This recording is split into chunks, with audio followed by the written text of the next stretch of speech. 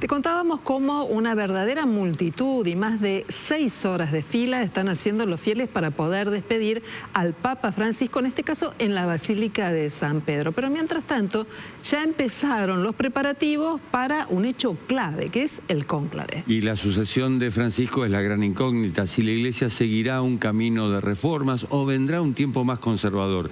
Se lo vamos a preguntar a Adrián Santarelli, párroco de Santo Tomás Moro en Vicente López, y además muy cercano a Francisco o a Jorge, al padre Jorge, en su momento. Padre, ¿cómo le va? Buenas noches. Buenas noches, Jorge, Silvia, un gusto estar con ustedes. Igualmente. La verdad que, bueno, Francisco tenía demasiados amigos y era una persona amigable. Yo no me considero de esos que... Bueno, él, por ejemplo, una de las cualidades lindas que tenía era que siempre le gustaba tener a alguien ahí en su casa de Santa Marta, ¿no? Conozco mucha gente, yo no estuve entre esos invitados, pero que, por ejemplo, el Papa los invitaba a pasar unos días, estar ahí con él. A lo mejor pasaban algunos días y no hablaban, y algún día te hablaba y estaba 1 hora y media. Y se ve que, bueno, eso le ayudaba a conservar la naturalidad frente a esta hiper increíble responsabilidad que significa estar llevando al frente la Iglesia en el mundo entero, donde cada decisión pesa muchísimo, ¿no? Y es una responsabilidad increíble. Entonces, bueno, él tenía esta amistad y le gustaba cuidarla y le gustaba disfrutarla. A lo mejor también hasta le hacía bien sentirse acompañado por esa gente querida de su propia historia de vida, ¿no? Así que él lograba eso, que uno se sintiera muy cercano. Yo trabajé con él aquí un poco en una comisión ecuménica de diálogo con los pentecostales. Después trabajé también con algo de diálogo interreligioso y lo hablábamos, era el tema que me llevaba a estar con él. Y bueno, y una charla muy larga que tuvimos una oportunidad, pues yo no soy del clero de Buenos Aires, yo soy del clero de San Isidro, pero estamos vecinos, y en una oportunidad, bueno, lo llevé hasta el arzobispado. Como era él muy gracioso, me dice, déjame en el subte, que lo teníamos acá en Congreso, y me dice, me lleva directo. Eran como las 9:30, 10 de la noche. Yo le digo, no, mire, yo ya lo tengo acá arriba del auto, imagínese que lo voy a soltar. Le digo, lo quiero aprovechar bien. Y eso le gustó. Entonces, nos fuimos hablando, y como yo hago misas con imposición de manos, el tema había sido ese, ¿no? Hablar mucho de la imposición de manos. Y ese es un tema que por ahí no lo he hablado mucho.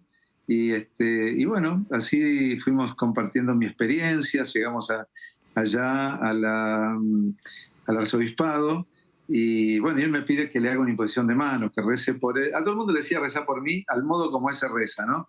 Y a mí me dijo, bueno, hacemos una imposición de manos. Yo le dije, no, es al revés, usted me tiene que hacer a mí. Y bueno, y ahí le hice esta bendición, y después quedó el chiste de que en una oportunidad que fui a Roma, cuando me invita a desayunar, ahí sí estuvo demasiado generoso conmigo. Entonces le llevé un libro que yo escribí sobre imposición de manos, y le dije, mire, después de todo lo que hablamos, yo tenía que terminar ese libro, y acá lo tengo terminado, para que usted me lo bendiga. Y entonces le hicimos el chiste de que, bueno, qué fuerte fue esa imposición de manos que terminó siendo papa, ¿no? Claro. Es decir, que ahora, el Espíritu Santo bajó fuerte. Padre, hay una cuestión. El liderazgo que tuvo el Papa Francisco, la forma de ejercer la autoridad, de promover los cambios, generaron cambios muy importantes, naturalmente. Pero estos cambios, ¿usted cree que se van a poder mantener o profundizar, o que tanto se habla de una ola ultraconservadora en la política, pero también en la Iglesia, van a pujar para volver a aquella otra Iglesia? ¿Qué mirada tiene usted sobre esto? Me parece difícil, porque los pasos que la Iglesia va dando en realidad nunca retrocedieron. Un poco se puede retroceder, uno va más adelante, más atrás, pero la reforma de Francisco, él siempre lo dijo, ¿no? Son las reformas que pidió el concilio. Lo que pasa es que la manera de Francisco era una manera donde concebía esta Iglesia de todos y para todos, y por tanto él relegaba un poco el decir, bueno, a ver, toda la ética, la moral, no tiene que ser un impedimento para entrar en la Iglesia. Recibamos a todos y después veamos cómo cada uno va avanzando. En esto se pareció un poquito a un gran santo, San Felipe Neri, en Roma, que trabajaba con jóvenes y le decía, sean buenos, sí pueden, Claro. ¿no? Francisco era un poco de esa cosa, o sea, vengan todos y vayamos haciéndonos buenos adentro de la iglesia. Y si alguno viene con, no sé, con no todo tan limpio, nos vamos a ir haciendo, porque Jesús es para todos. Y después cada uno va haciendo un camino de conversión, de transformación a la luz del Evangelio, ¿no? Ujú. Creo que la transformación de Francisco fue netamente hacia el Evangelio.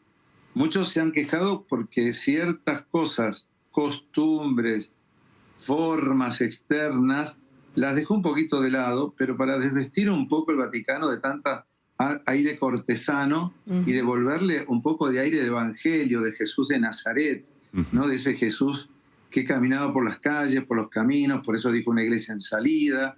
Y si una iglesia no es para evangelizar, no existe una iglesia por sí misma. Jesús dejó la iglesia para vivir el Evangelio, como dijo San Francisco de Asís, le dijo a sus discípulos, ¿no? Prediquen el Evangelio y si es necesario hablen. ¿Por qué? Porque el Evangelio tenía que llevar con su propia vida. Bueno, lo demuestra la austeridad de el Evangelio. Lo demuestra la austeridad que él mismo pidió para su propio funeral. Ahora bien, las 3/4 partes de los cardenales con derecho... Perdón, y te agrego, y con la que vivió. Sí, claro que sí. Todos los que han conocido a Francisco saben de su austeridad personal.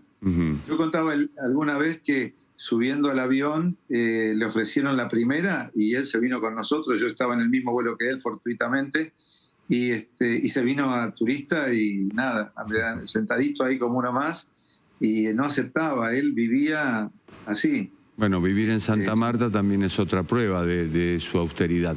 Ahora, lo que le quería preguntar, padre, las 3/4 partes de los cardenales con derecho a voto fue nombrada por Francisco. Y estamos en un momento de cambio en todo el mundo. Yo quisiera saber si en la elección del Papa tienen influencia los gobiernos. ¿De cada país? Sí, claro. A ver, alguno escuchaba en estos días que decía que, bueno, Estados Unidos, al ser un país tan fuerte, creo que le falta, como la iglesia tendría que nombrar a alguien que haga contrapeso a toda esta cosa.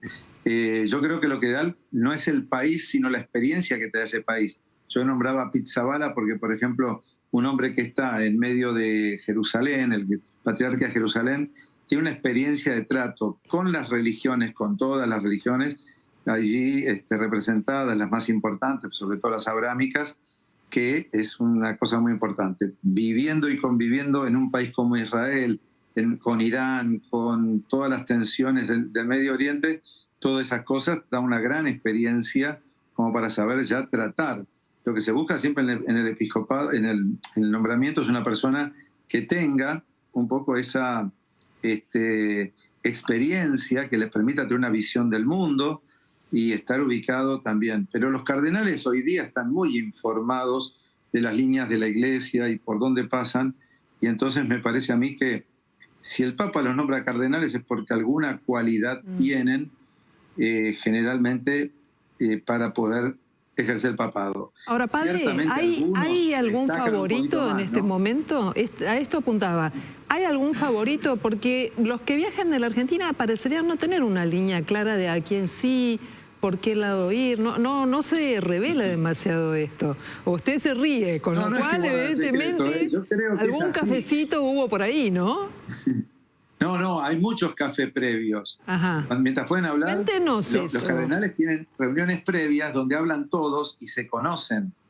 Y cada uno dice también antes qué espera de la iglesia, qué le parece, qué visión. O sea, esos días previos al cónclave, que por eso después de la muerte del Papa creo que son 15 días, son muy importantes para charlas de pasillo, de café, de mesas redondas, algunas oficiales, otras no oficiales, y se va viendo. Un cardenal africano, por supuesto, tiene la oportunidad de poner la Iglesia de África también en el gobierno mundial y dar el estilo africano a lo mejor, pero a veces los estilos africanos o asiáticos no son representativos de una gran experiencia para poder llevar toda la responsabilidad en todos los ámbitos que tiene el Vaticano.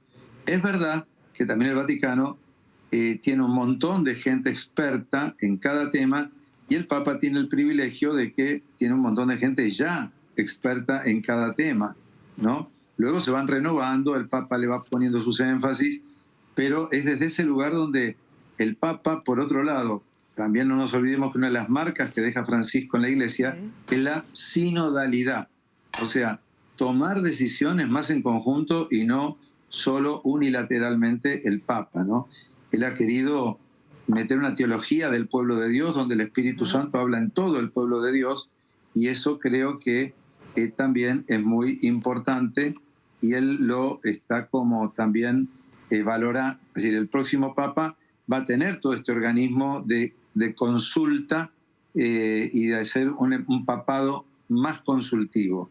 Así que digo, nombres podemos divertirnos con las cualidades que tiene cada uno. Yo tampoco conozco a los 120 y pico que hay que van a poder ser papas, porque hay muchos que no votan ya y no van a poder ser papas, pero hay de todo. Hay europeos conservadores, hay europeos de avanzada. Parolín, el secretario de Estado, es el que más conoce todo el tema de la Iglesia hoy, porque desde el 2015 está al lado del Papa. Y también es candidato. Entonces, y también es candidatísimo. Pero bueno, las cualidades de cada uno también se ponen en la mesa y se discierne un poquitito, y llega un momento que ya nadie habla con nadie y el voto es secreto en la Capilla Sixtina. En ese lugar se disponen todas las mesas y ahí se van contando los votos y se ve la verdad de lo que va a pasar. Y yo les digo, estos 15 días son fundamentales para todos. Yo creo que cada uno tiene un poco su corazón. Creo que una cierta continuidad va a haber, y creo también que cada cardenal le pone su toque.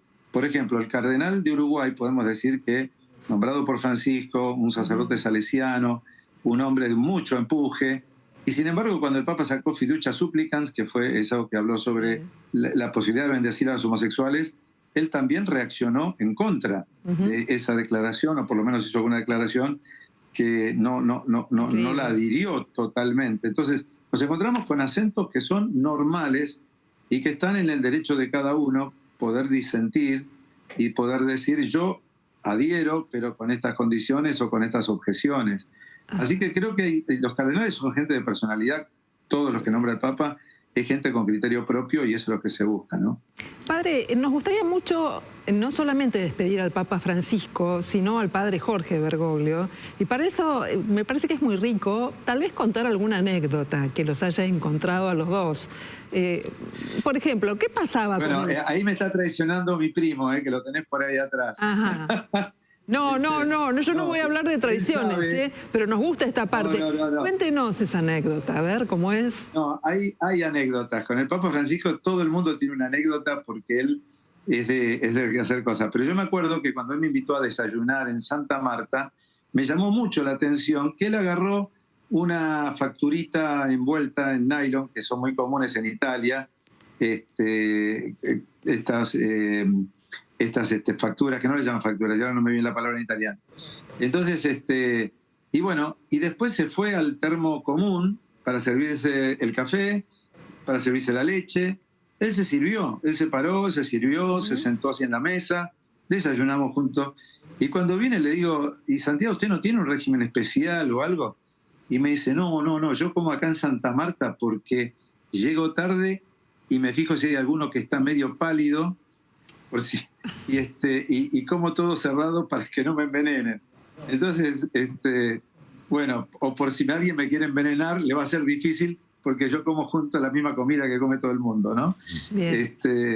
Bueno, medio en chiste, medio en serio, a veces porque imagínate vos que después de todas las conspiraciones que existen, bueno, alguno puede tener un poco esas cosas, ¿no?